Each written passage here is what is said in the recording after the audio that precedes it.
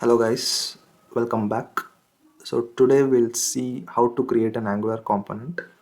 So before creating it, we should know what is a component. So component is nothing but a class in Angular and has a decorator at the rate component.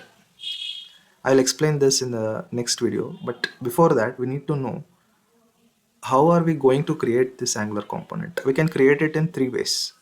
One is inline templating, second one is code behind component, and third one is Angular CLI.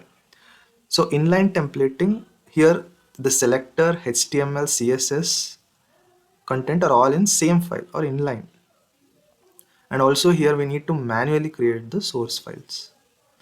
And in code behind component, the selector, HTML, CSS are all moved to different files. And also here we need to manually create the source files.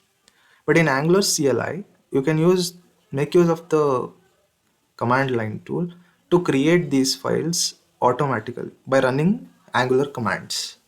For example, I have shown you, like, we use this command to generate a component.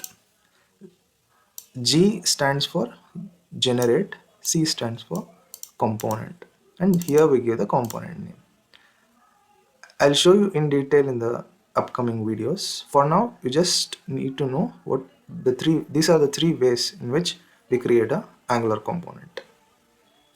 That is it. Thank you.